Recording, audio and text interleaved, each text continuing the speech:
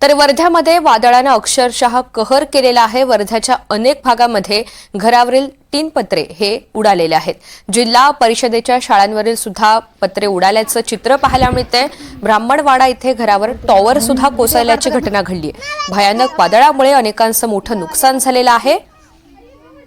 याचा आढावा घेतलाय आमचे प्रतिनिधी निलेश बंगाले यांनी। सगळे आले पाहिजे व्हिडिओ। वर्ध्यामध्ये अवकाळी पाऊस व वादळी वाऱ्याने मोठे नुकसान केलेले आहे। या नुकसानीमध्ये असंख्य नागरिकांचे घराचे छप्पर सुद्धा उडालेले आहे आणि विशेष म्हणजे जिल्हा परिषद शाळेचे सुद्धा छप्पर उडालेले आहे। मी आता आहे जळगाव कोपरा या ठिकाणी आणि आपण बघू शकता कशा प्रकारे शाळेची एक कंडिशन झालेली आहे। हे अशा मोठमोठ्या ज्या आहे भिंतीवरील टीन जे आहे पूर्ण उडालेली आहे। वरचं पूर्ण छप्पर जे आहे हे उडालेलं आहे। मोठ्या प्रमाणामध्ये नुकसान झालेलं आहे। आपण जर बघितलं तर काल रात्री दरम्यान या ठिकाणी आलेल्या वादळी पावसामुळे व वाऱ्यामुळे अतोनात असे नुकसान झालेले आहे। टीनावरील पूर्ण छपरे जे आहे हे पूर्ण शाळेवरील उडालेले आहे।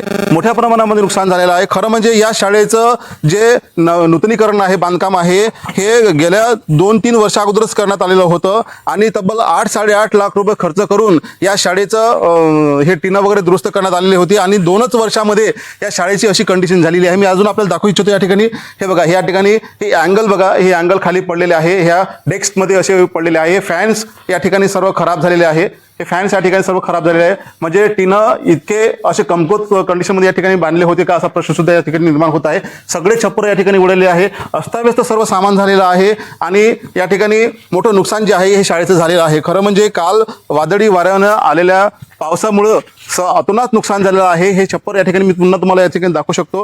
हे छप्पर पूर्ण उडालेलं आहे आणि जवळपास आर्वी तालुक्यातील जळगाव कोपरा या ठिकाणचे 100च्या वर घरांना क्षती पोहोचलेली आहे। खरं म्हणजे जिल्हा परिषद शाळेचा जर आपण विषय घेतला तर तब्बल 2 ते 3 वर्ष अगोदर या शाळेचं बांधकाम जे आहे नव्यानं झालं होतं। म्हणजे जे वरचं छप्पर आहे याचं नव्यानं रिनोव्हेशन झालं होतं आणि 2-3 वर्षातच अशी कंडिशन व्हावी याच्यावर प्रश्नचिन्ह निर्माण होत आहे। संबंधित अधिकाऱ्यांनी यावर लक्ष का दिलं नाही हा सुद्धा प्रश्न अधिकारी निर्माण होत आहे। खरं म्हणजे आपण मी पुन्हा तुम्हाला दाखवून देतो या ठिकाणाहून हे अशा प्रकारे शाळेचं पूर्ण छप्पर उडालेलं आहे, पूर्ण अँगल उडालेले आहे, टीनं उडालेले आहे। त्यामुळे एकंदरीत या कामाच्या गुणवत्तेवर मोठा प्रश्न जो आहे तो निर्माण होत आहे आणि हे बांधकाम अशा दर्जाचं कसं काय झालं हा सुद्धा प्रश्न या ठिकाणी निर्माण होता। त्यामुळे या ठिकाणी नक्कीच चौकशीची मागणी आता ग्रामस्थ करत आहे।